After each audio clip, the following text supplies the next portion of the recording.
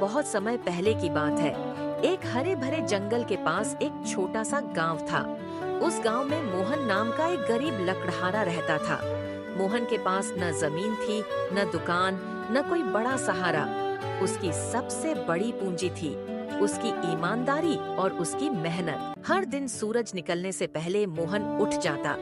वह अपनी पुरानी लोहे की कुल्हाड़ी उठाता और जंगल की ओर चल देता। रास्ते में वह पेड़ों, पक्षियों और नदी को देखकर भगवान को धन्यवाद देता। वह बोलता, भगवान, आज भी मुझे मेहनत करने की ताकत दे। मोहन नदी के किनारे सूखे और पुराने पेड़ काटता।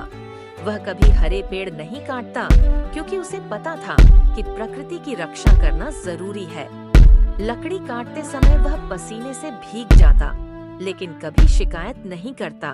एक दिन पेड़ काटते समय मोहन का हाथ फिसल गया। उसकी कुल्हाड़ी सीधे नदी में जा गिरी। मोहन घबरा गया। वह नदी के किनारे खड़ा होकर बोला, हे भगवान, अब मैं क्या करूं?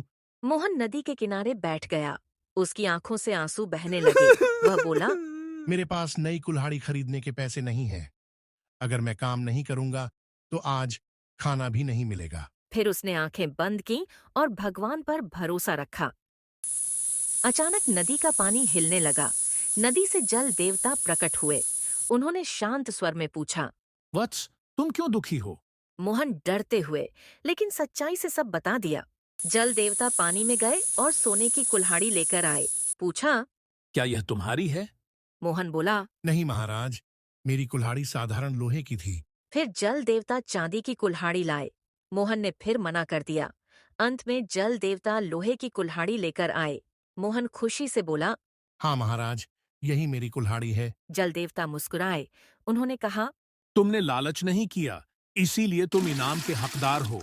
उन्होंने मोहन को सोने, चांदी और लोहे तीनों कुल्हाड़ियां दे दी। मोहन खुशी खुशी गांव लौटा। अब उसकी गरीबी दूर हो गई, लेकिन वह पहले जैसा ही सरल रहा। उसने किसी पर घमंड नहीं किया। गांव वाले उसकी इज्जत करने लगे। ईमानदारी का रास्ता कठिन होता है, लेकिन उसका फल हमेशा मीठा होता है। लालच इंसान को गिरा देता है और सच्चाई उसे ऊंचा उठा देती है।